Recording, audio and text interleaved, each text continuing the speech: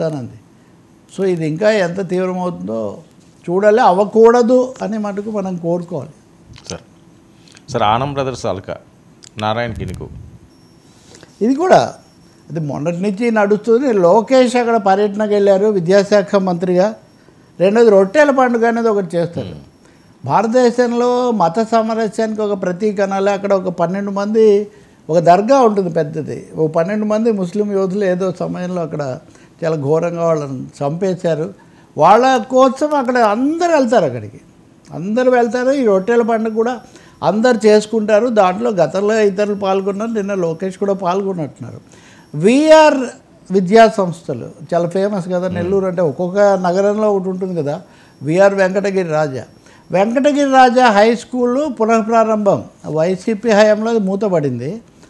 దాన్ని మేము పునఃప్రారంభిస్తామని కూటమి, మరీ ముఖ్యంగా విద్యా సంస్థల అధినేతగా పెద్ద పేరున్న నారాయణ మంత్రిగా, ఆయన మున్సిపల్ మంత్రి, స్థానిక మంత్రి.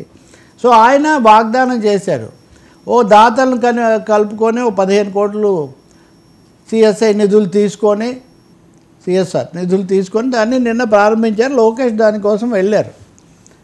సహజంగా అకేషను దీనిగా జరపాల్సింది, కానీ అందరికీ అనూహ్యంగా ఆశ్చర్యం కలిగించే విధంగా ఆనం రామనారాయణ రెడ్డి అక్కడ అసంతృప్తి స్వరం వినిపించారు. అది కూడా చాలా బాహాటంగా, ఎవరూ లేనప్పుడు కాదు, లోకేష్ సమక్షంలో.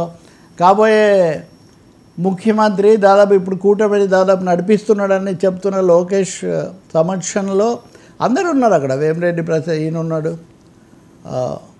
ఆ తర్వాత శ్రీధర్ రెడ్డి ఉన్నాడు, నారాయణ సహజంగా ఉన్నారు, ఇంకా ఇతర నాయకులు అందరూ ఉండగానే ఇది ఆయన మాట్లాడి ఏమంటే, దీనికి కొంచెం కథ ఉంది. ఆనం బ్రదర్స్ దీనికి వాళ్ళు ట్రస్టీలుగా మేనేజింగ్ కమిటీలో ఉండేవాళ్ళు. విఆర్ హై స్కూల్ ప్రైవేట్గా ఉన్నప్పుడు దాన్ని కాస్త జగన్ హయాంలో వాళ్ళని మార్చారు, అది కూడా మూతపడిపోయింది. ఇప్పుడు ఈ స్కూల్ను పునఃప్రారంభించడం మంచిదే, కానీ దీనికి V R municipal corporation high school అని పెట్టారు. ఇది మీరు అందరూ కూడా చూసిందే.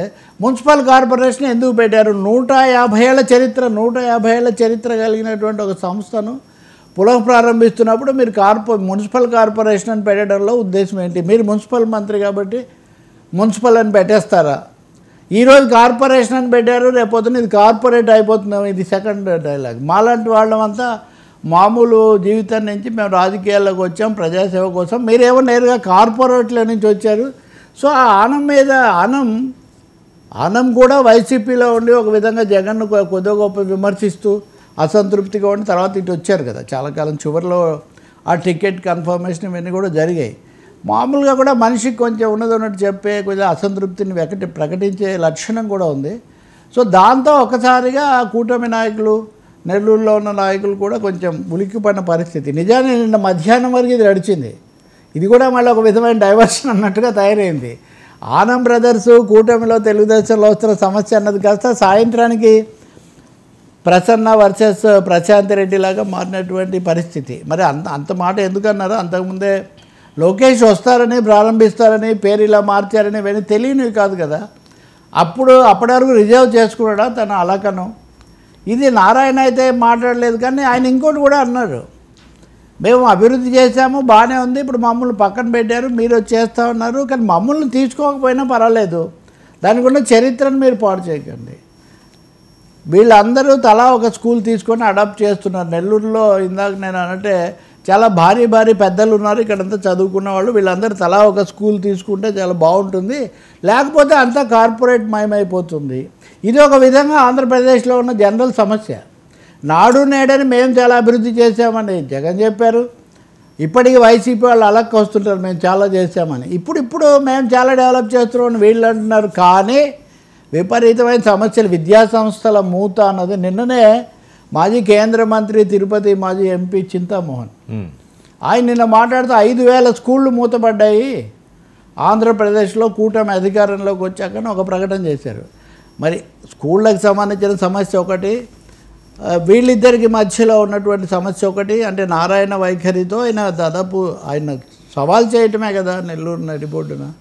మూడవది అసలు ఆనం రామనారాయణ రెడ్డి లాంటి సీనియర్ మంత్రి, అన్ని ప్రభుత్వాల్లో ఉన్నాడు ఆయన చాలా కాలంగా, ఒక జగన్లోనే మంత్రిగా లేడు.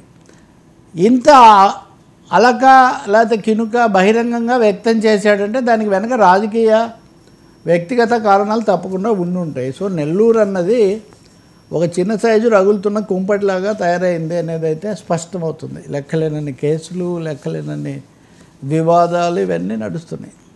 సరే, ఇప్పుడు ఇది కూడా అక్కడే మనం కొంచెం టాపిక్ స్కిప్ చేస్తే ఇప్పుడు ఇండోసోల్ భూదందా కగేర్ అని అక్కడ ఆ భూమి ఇచ్చారు 8,000 ఎకరాలు. ఇండోసోల్ అన్న దానికి అది వాస్తవానికి షిర్దీ ఎలక్ట్రికల్స్ వాళ్ళకి అనుబంధమైనటువంటి సంస్థ. 8,000 ఎకరాలు అది గత వైసీపీ ప్రభుత్వం ఉన్నప్పుడు వాళ్ళు కేటాయించారు. దాన్ని చాలా తీవ్రంగా విమర్శించింది కూటమి. ఉదాహరణకు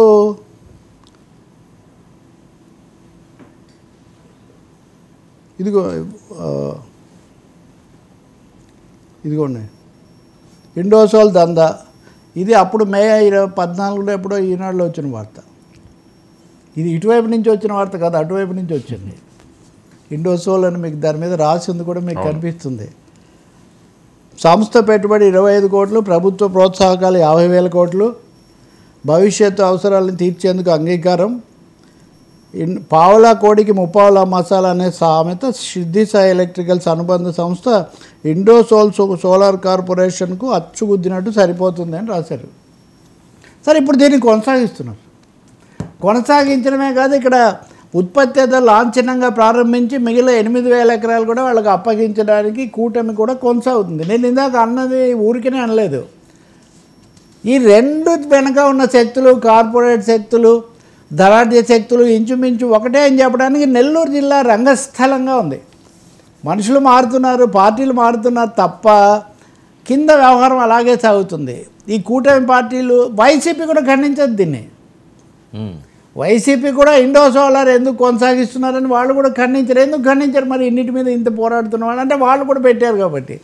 so when it comes to corporate interest, corporate ప్రయోజనాలకు వచ్చేసరికి టీడీపీ కూటమి, వైసీపీ పాలన రెండు ఒకటే దందాల్లో నడుస్తున్నాయి అనేది మనకు చాలా స్పష్టంగా అర్థమవుతుంది. లాఠీ చార్జీలు చేశారు, చాలామంది అరెస్టులు అవన్నీ కూడా చేశారు అక్కడ. అది కొనసాగుతూనే ఉంది.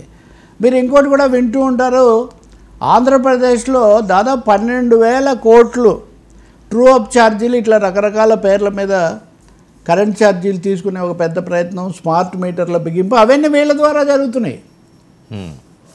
కాబట్టి ప్రజల మీద భారాలు, భూదందాలు, సామూహిక అప్పగింతల విషయానికి వచ్చేసరికి మటుకు ఏం తేడా ఉండలేదు. దాని గురించి కూడా ప్రజలు, పాలకులు కూడా ఆలోచించాల్సిన చాలా అవసరం. లేకపోతే ఈ నిరసన అనేది ఇంకా పెరుగుతుంది. ఇండోసోల్ ఏంటో ఇప్పుడు అది కూడా కనిపిస్తుంది. కొన్ని ఛానల్స్లో ఇండోసోల్ రహస్యం ఏంటి, వీళ్ళ ఆరోపణలో నిజమెంత అంటే అసలు ఒకటైతే నిజంగా నేను మీకు చూపించా కదా, పావలా కోడికి ముప్పావలా మసాలా అని స్టోరీస్ రాసిన వాళ్ళం. ఇప్పుడు మరి అది దాన్ని ఎందుకు కొనసాగుతుందని ఆ కూటమి ఎందుకు ప్రశ్నించటం లేదు? అది ఇక్కడ గుండెకాయ లాంటి సమస్య. మనం చర్చించినవన్నీ వీళ్ళంతా పెద్ద పెద్ద వాళ్ళే, కార్పొరేట్లు అని. ఆనం రామనారాయణ రెడ్డి అంటుంటే ఇంక నేనేమో మీరు అంటాం ఎందుకు? అంతా కార్పొరేట్ మయమైపోతుందేమో చూడండి, కొంచెం కాపాడండి అని. రామనారాయణ రెడ్డికి డౌట్ వచ్చాక తెలకపల్లి రవికి రావడంలో పెద్ద సమస్య ఉంది. సార్ జూలై 9 దేశవ్యాప్త సమ్మె ఓ హెచ్చరిక, భారత్ బంద్ కార్మికుల పిలుపు.